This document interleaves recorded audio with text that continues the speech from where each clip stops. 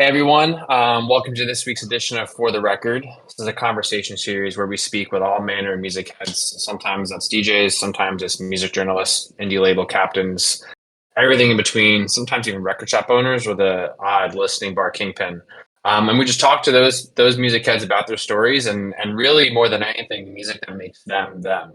Um, Today I'm joined by the one and only Tim Shiel. Welcome, Tim. Hello. It's nice to have you today. I feel like a good kickoff would be to kind of like cede the floor to you, kind of let you, give a bit of background about yourself and kind of what got you into music. And I think that's a good starting off point. Yeah, sure. I mean, I always have to kind of like figure out whether my answer is going to be 5 minutes long or an hour long when someone says that at this point. But I vote an hour. yeah, let's see how we go. Well, I mean, I'll start off by saying I'm in Australia. If my accent doesn't give me away, I'm in Naarm, aka Melbourne, on the Wurundjeri land of the Kulin Nation, and it's 7:30 a.m. My journey with music. All right. So, I mean, music was in my house growing up. My parents loved pop music and just had the radio on all the time. I had a giant CD collection that I used to just raid and fell in love with. And my dad played kind of guitar and synths and stuff as a hobby. He was never properly in bands, but just in the bungalow at the back, he'd always be making his own kind of weird, like psychedelic synth folk music, Alan Parsons Project style, but in the suburbs of Melbourne. And I think it just somehow that planted the idea with me that I could make music, that I was allowed to make it. Mm. Which it's a funny thing because now I kind of recognize that not every like child has that idea implanted in them, and I think it was important that it was for me, subconsciously. And then yeah, as a teenager, got into like alternative music with my mates, was in some high school bands, and then yeah, once I was sort of post school and in my 20s, got really into computer based music making. I was inspired Mm. by a lot of art, like music I found where that was based on in sampling. Um, but being a very much like a computery child, computer loving child, I was just drawn into software and ended up. The first piece of software I was using was called Sonic Foundry Acid, uh, which I remember that one.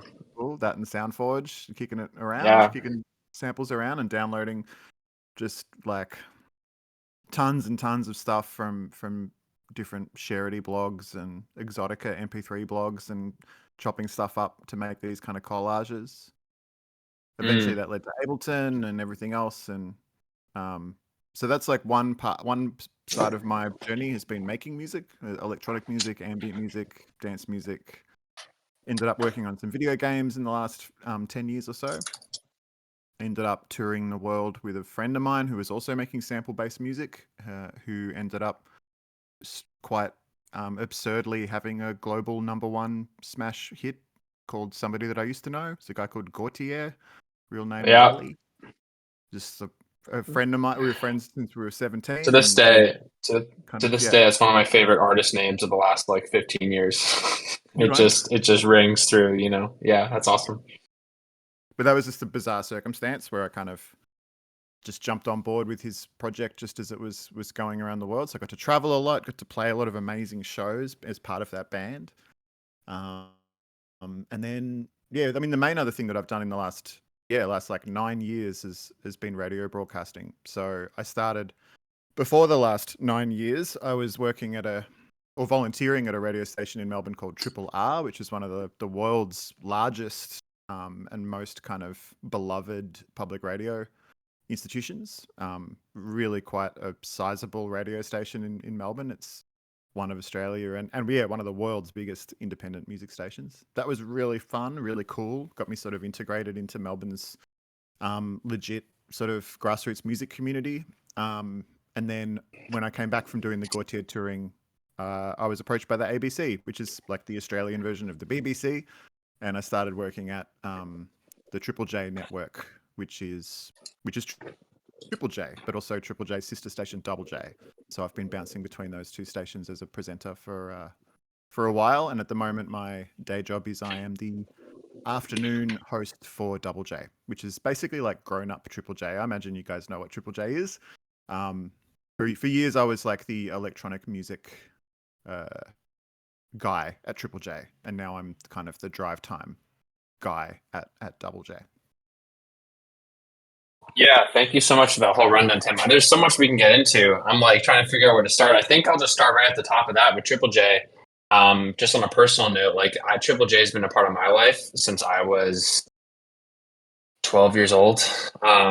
When it was like it was a bit easier to just discover new artists back then, and the Australian music scene was always like super appealing to me personally.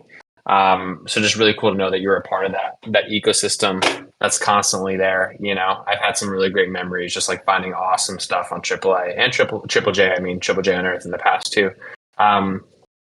But yeah, I think like a good place I would love to just like go back to a couple things you mentioned that kind of like shaped the following, I would say, like 9 to 10 years of your music career and your music loving like journey, I should say. So the first question I have is, do you remember what the first record you got for yourself was back in the day? Was it during this time when you were like playing in those bands? Is it something that you can recall? I mean, like, I can give you two answers. Do you mean like the first CD I bought as a kid, or like the first vinyl record that I bought? Ooh, how about both? I'd love to hear both, Okay. actually. Well, I mean, this is going to date me hopelessly, but I remember going to a CD shop and making my parents buy, um, uh, what is it called? Please Hammer, Don't Hurt Him, MC Hammer, Mm, because it had "You Can't Touch This" on it. I would have been like yeah, 7. Um, that's a great record to get at 7. That's yeah, amazing. yeah, Yeah. just busting around the house with my Discman, just listening to Hmm. Pray and "You Can't Touch This," and then just going back to listen to those two songs. Yeah, so I mean, I can list off a bunch of like mid to late '90s CDs that were my like first loves as a small child. But it's funny. Vinyl was never a thing for me because my parents didn't have a turntable. They didn't have a vinyl collection at all, really. Well, actually, later on, I found out that they did, like in a cupboard somewhere, have a bunch of records from the '70s that they'd never told me about. But my dad was like a real early adopter of technology, so he had a CD, he had a computer early. He just had everything early because he was sort of a bit of a nerd and obsessed with tech. So we were a CD house even in the Yeah. early '80s. He would have been listening to CDs and stuff. But I got into vinyl, went on tour actually with the Gotye crew, because there were a couple of Cool. people in that crew who were record collectors, and I'd kind of always flirted with the idea of it because I, from afar, kind of understood the romance of it maybe, and had always been a little bit fascinated by the rituals of it. And frankly, when every day you're in a different city around Europe or around North America, it's a thing. It's a really easy thing to put in your itinerary. Is just like find the local record shop and wander around for a bit, and then go get a coffee before you go to sound check. Like we got into a Yeah. nice pattern of doing that, and yeah. And the album that got me into, um, very briefly collecting records while on tour was somewhere in Berlin, going into a record shop and just thinking to myself, I don't know if I really want to start building a record collection because I don't have a turntable and I'm trying to save money. But if there's a copy of Buckingham Nicks, the pre-Fleetwood Mac record, Lindsey Buckingham and Hmm. Stevie Nicks, which has like one of the most like gorgeous like record covers of all time, which is just like Lindsey Buckingham and Stevie Nicks as these kind of impossibly hot, innocent, like 19-year-olds. Impossibly hot. It's like, sort of like half naked on Yeah. the cover. I was like, I love this album so much, and I've never, like, I never would expect to see it in a record store because in my mind it was a very like rare album, and of course they had it, and I was just like, fuck, okay, well I'm buying it, and now we're off, and yeah, every time we'd go into a store, I'd pick up a couple of records and came home with basically like a crate of records, and it's weird because I still don't really listen to vinyl. I've got a turntable I never use, but it is nice to have this little collection. Yeah. Partly it's partly my parents' collection. It's partly my memories from that tour, from where I was, traveling and picking up records, and yeah, and I get gifted records and stuff now, so that's kind of nice to kind of get to add some cool Yeah. records to it as well. Absolutely. I think the value of music, obviously there's the music itself, but I think especially when it's something physical like a record, the significance and the way it can change in terms of like what it means to somebody as they grow. I think is one of my favorite aspects about, especially owning physical copies of music, whether it's a CD or a vinyl.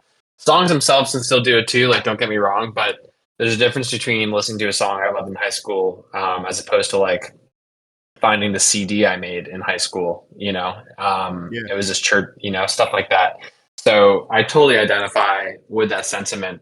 Are there Yeah, any? don't get me wrong though. Like I'm really am a digital guy, and I don't, like it's funny when you say that. Like I don't. Yeah, I I sometimes I kind of wish I had more of a physical reflection of my actual listening habits and stuff. But the reality for me actually is that I've spent 20 years probably um, downloading stuff off the internet or streaming it. So like, I wish my MP3 collection was better Me organized too, and stuff Tim. like that.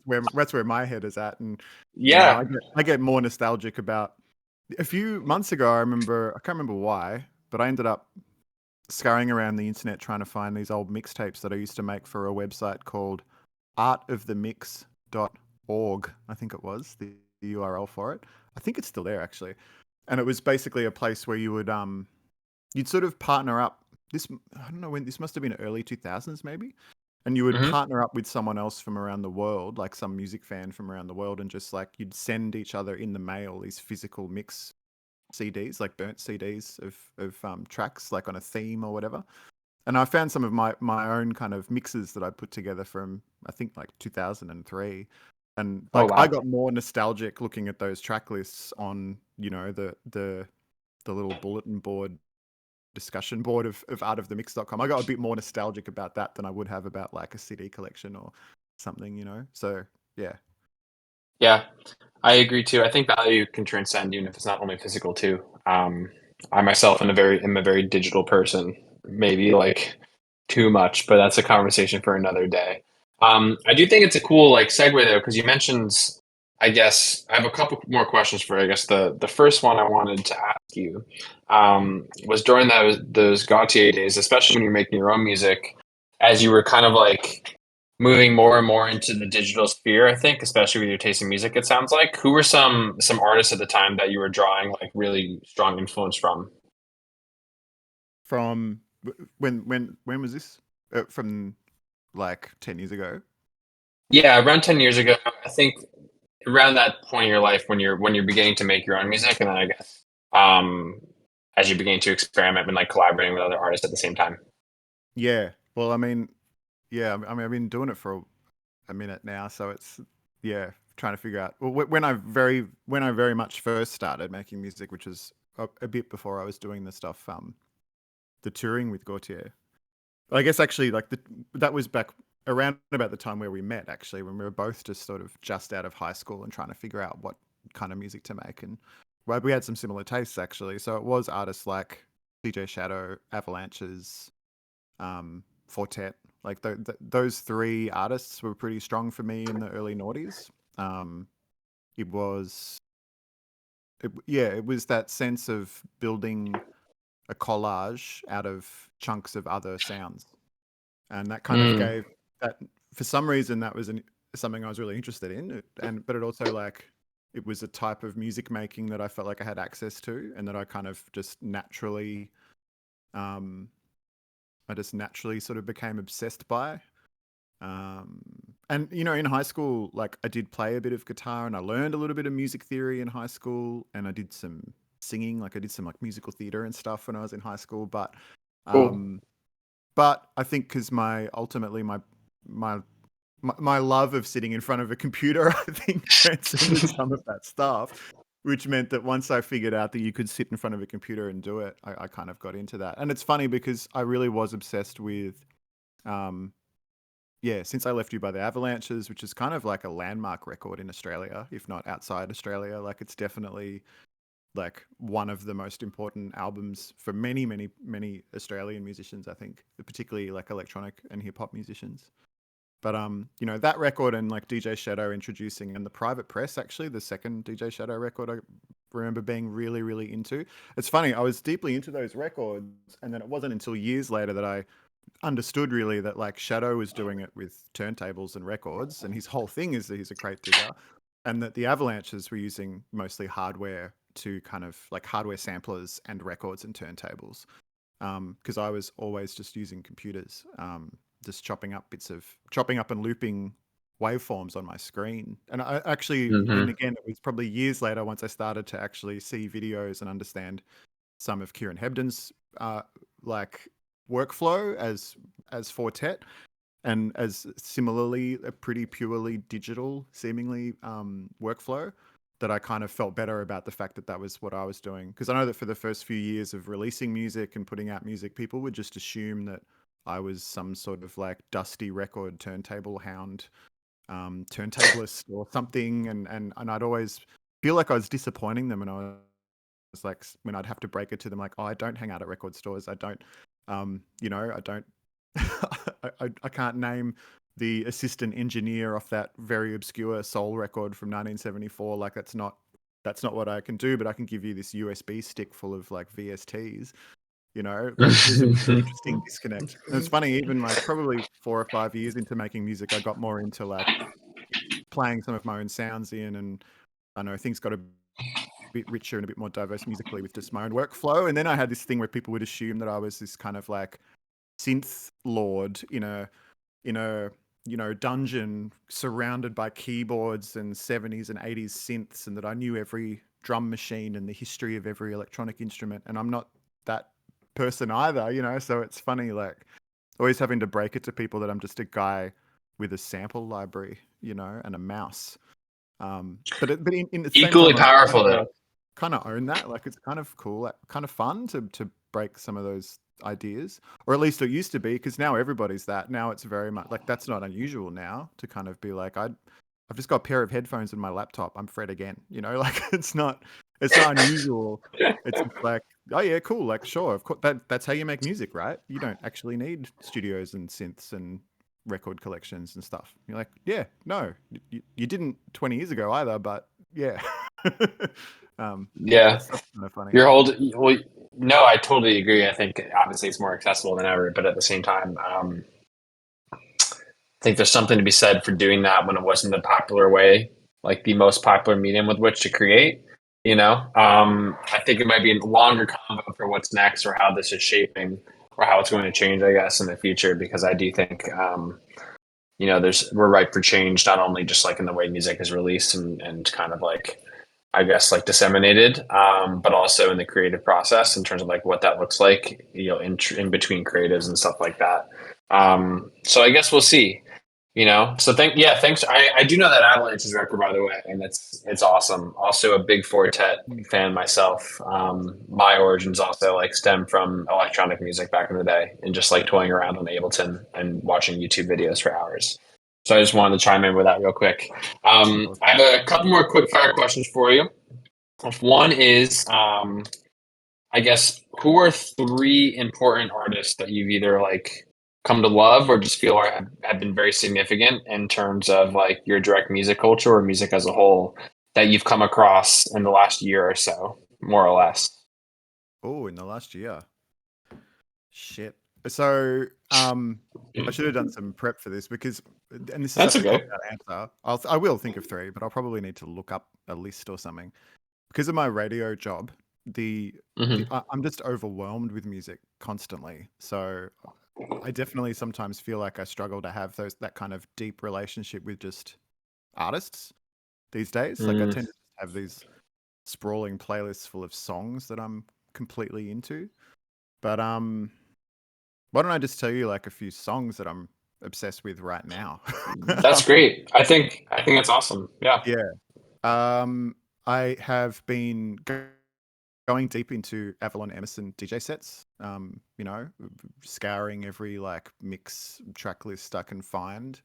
So Avalon Emerson, an amazing electronic producer and DJ who's been sort of doing their thing for a bunch of years, and have always kind of followed what she's been doing with like real curiosity and admiration.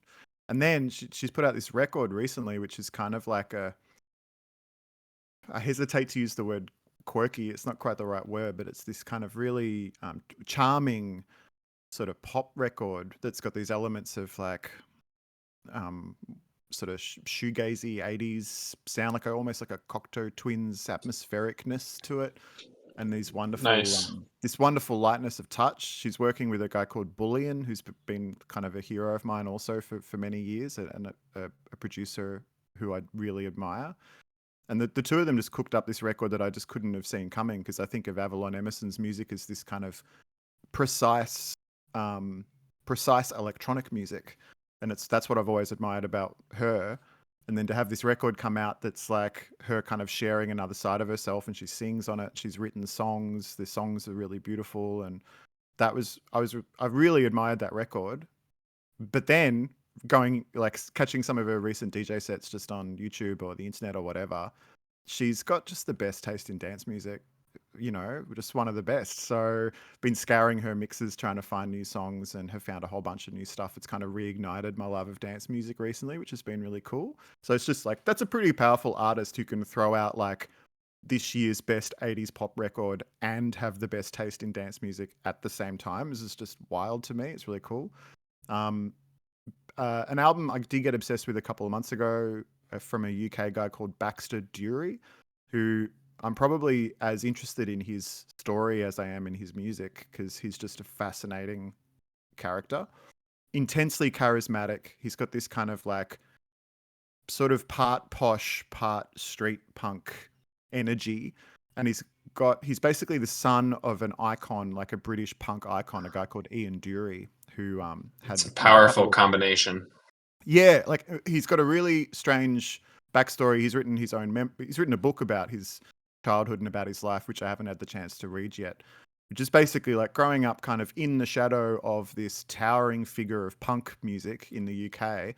And his dad was, by all accounts, a true bohemian, a proper difficult creative person, with substance abuse problems. And as a child, he found himself like, in these kind of incredibly dangerous, negligent slash inspiring situations, from what I can tell. And Baxter, I think now is into his 40s. He's put out a bunch of music. He came to music really late in life.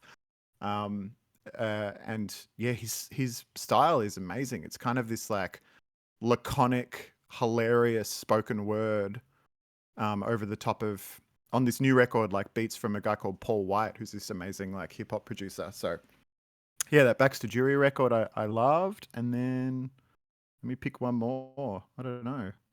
Gosh, this is so You're on a much. roll, Tim. Yeah, I Tim, mean, this is you the job. acted. So, You're on a roll. No, this literally. is You're like, literally my what do job. I pick? Green light me, and I'll talk about music I love but I Yeah. won't be able to stop. Name 1,000 songs. Go. Yeah, You don't can have do. to do that. I want to shout out an Australian artist. I'm just trying to think of who. Oh, that's I mean, okay. Tangential question is like, if you're having difficulties with it, I didn't mean to cut you off, but if there's a music community or an Australian artist that you just like, generally speaking, that you do want to shout out, feel free to do that too. Floor is yours, my friend. yeah, I mean, yeah, I could. God, where do I start? I'll just start with like a record actually I've just heard the last few days, which I'm really into. A guy called Lewis Coleman. So he's based in Melbourne, with the same place as me, and he's got a bit of a history of working really closely in the kind of grassroots indie level in Melbourne with different artists across like, yeah, indie music, singer songwriter, into kind of soul and R&B stuff. He himself has been in these kind of amazing like revivalist soul bands in the past, but he's got a solo record which, yeah, is kind of like just really strong and really distinctive songwriting, with a little bit of that Australian dry, observant sense of humor, which I like. Almost like a Courtney Barnett-ish, like whatever aesthetic that is. Not to say that he sounds like her, but I think one of the reasons I think why people found Courtney so charming, and why her songs really cut through, was some sort of, I think, Australian sensibility, which feels very familiar if you live in Melbourne and listen to music, but maybe for the rest of the world was like, what is going on with her? What's this vibe?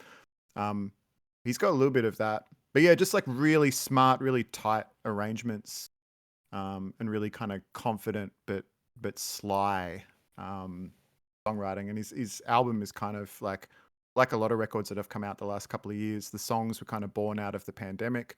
Melbourne had a relatively intense version of COVID in that we were I think the most locked down city in the world. We had a cumulative 300 days of lockdown or something, I think, or 250 or whatever. So, Melbourne is still kind of like, there's a lot of aftershocks of that kind of isolation happening, and a lot of music from Melbourne artists still, even now in 2023, a lot of the records coming out with people kind of trying to process what happened to themselves, what happened to their relationships, to their communities. And so yeah, his record is called Offline, and it's about him. A lot of the songs are about him trying to come to terms with, like, what does it mean to be a musician, what does it mean to be a human when you're kind of trapped in your house most of the time. Yeah. Wow. Yeah, those are big questions. And I mean, I heard something a long time ago. I'd love to hear what he has to say, but I think the intention to actually try to answer them is more important than any answer that you can come to, in my Yeah. opinion, which is great. One of the You know, things we want artists to do in our society is like open, we want to give them space to explore the things that we're all kind of dealing with and thinking about. And, that's what, in theory, that's where art slots in, or culture slots into our lives, is like to help all of us process that stuff. We enable some of our population to actually go deeper in and explore it through their creative skills, right? yeah, and give them the time, right, and the patience to really like sit with those feelings and make something meaningful that actually like really cuts deep and tries to address whatever it is that question is. You Mm. know, I think that'll always last, but I agree with the sentiment you talked about a little bit earlier. I find myself more attached to songs more than artists nowadays, and I think that is because there's just so much music coming out, and artists are making so much music that it is a little bit harder to kind of sit still. It's more probably a personal issue that I have with my relationship to music than anything, But I think It's not you. it's bred from it's bred from It's the everywhere. I think the infrastructure. Yeah, absolutely. Um, Cultural abundance. It's Cultural it's abundance. one of the core defining Yeah. features of like our current kind of mode, and still something we Yeah. don't talk a lot about. Like, we don't talk enough about, like, how that affects everything. The sheer quantity and quality of everything all the time, every day.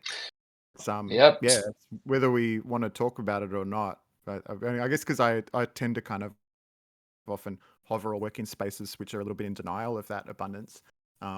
Yeah, hmm it's a thing I think about a lot. Me too. Me too. I heard it said to me a couple months ago that, for music specifically, why would people change their listening habits when it's all you can eat for $10 a month? It's really hard to compete against something like that. Maybe it's to the detriment, in some ways more than others. That's probably a bigger and longer combo that it sounds like we both would love to have at some point. But yeah, it's a really important thing. So when you talk about artists that I think still make the bandwidth or the time to sit down and like write a meaningful record that I think addresses some of those issues or emotions that we all feel and identify with, I think that is where you find the longevity in art, and not only in that, but it's a really great example of that. So I think that leaves me. I got a couple quick fire questions for you. The main one is, um, you're stranded on a desert island. You can only bring 3 records. What are those? What are ones that have the longevity for you? Okay, well, I'll go with like albums I've loved for years. Just because that feels appropriate. Um, one album, okay, there's two albums I always mention when I'm asked this question. One is Point by Japanese producer Cornelius, which is just one of those albums that just blew my brain. Like, there's a handful of records that just blew my mind when I heard them. Mhm. And yeah, I followed Cornelius really intensely for a few records after Point, because it was just something about his production style was so completely unique. And also on that album in particular, and I've since discovered it in lots of other records, but for some reason it was that album that really, really connected this idea for me. But it's a real kind of auteur kind of energy. Like, it's obvious that no one hears music the way that that guy does. And it was obvious when I heard that record. I was just like, no one else could make this thing. So, and it's charming and melodic and it's precise. You know, there are some things about music that I'm often kind of drawn back into. I'm a bit of a sucker for um, complicated but straightforward, precise, kind of collagey music. Also on that record, you know, there's a real sense of lightness and joy, but also in a very simple, like mechanical sense, he returns to sounds and specific words and melodic phrases throughout the record. This idea of motifs inside of an album. At that point, I hadn't really heard that happening on a lot of the records that I'd loved to that point, like up until hearing that record. And it was just like that, hearing that album felt like a free pass. Like, oh, you can do that. Like if you can take, like throughout the album, he's saying the word point a lot. And so you'll get a few tracks in and all of a sudden in the middle of a verse, he'll just go point. And you're like, right, because the album's point. He's like threading it all together. I don't know, that album meant a lot to me. A similar record that blew my brain was Jay Dilla's Donuts. I have really clear It's a memory of classic. of course, it's classic for a reason. I just, you know, I've always loved hip hop without ever being a true like hip hop head, but I have like a lot of respect for like that style of production because it has a lot in common. I think with some of the you know, with dance music and electronic music that I love, some of the techniques are similar. And you know, the thing with Jay Dilla is maybe again like such insane ears, such insane taste. But on that record's a true reflection of like his oddness. You know, like the way that he heard rhythm was so wonky and off, but perfect. But also, it's such a psychedelic, collagey, like thrown together, beautiful mess. That album. Yeah, I've a really clear memory of being camping, so on a backpacking, a real like typical Aussie backpacker trip around Europe, and we'd already been camping around different places for a few months, and I had this little brick of an MP3 player, and I had just like managed to find some internet cafe and you know get a whole bunch of new songs onto it. So I had some new things to listen to as I was going to sleep, and I just remember firing up Jay Dilla Donuts because I'd seen some review on the internet bigging it up and just playing it and just sitting there in the dark in Scotland. I think actually, I don't know if it was Glasgow, but I think it was somewhere in Scotland in a camping ground, a Shout concrete out camping Scotland. ground. Yeah, and just listening to Donuts on repeat. Couldn't get to sleep because I was just obsessed with it. And then the third album we'll chuck in a Paul McCartney record because I'm just this McCartney tragic, and we'll make it Ram, even though like McCartney 2 is a beloved album of mine. Ram has a bit more kind of like emotional depth, I think. So McCartney, Yeah. Ram. I saw Paul McCartney in 2016. Was it 2016? Yeah. Yeah, I think it was 2016. It was one of the best shows I've ever seen. He played for like 3 hours. It was awesome. Yeah. I think I might have seen Yeah. the same tour in Australia. Yep. Yeah, it was a really just like I was younger. I don't think I understood what like a show of that magnitude consisted of just yet, you know. Yep. And just in terms of the quality of the songwriting being performed live, it was incredible. But yeah, it sounds like you have a really rounded out group of artists there. I think they'll be well set up to whatever emotions come up when you're stranded on those islands. You'll be chilling in every way, shape, or form. But thank you, Tim. My last and final question for you, someone who's just been in and around music for a long, long time. If you could recommend anyone to kind of come on for the record and talk about their music journey, who would that be? Jesus. Yeah, pick one, go. Look, hey, if you can get either of the blokes from the Avalanches, how about I go with that? My God, they've seen some things, they've done some things. That'd be cool. Robbie from the Avalanches is a pretty incredible character in terms of his music taste and his journey. I've been lucky enough to talk to them a couple of times through doing radio interviews, and they're really great humans, but they're also very thoughtful about the purpose of music and the role of music, and they've got their own personal journeys where music has has gotten them through difficult times in their lives, and now they're really committed to making music that has that effect on other people.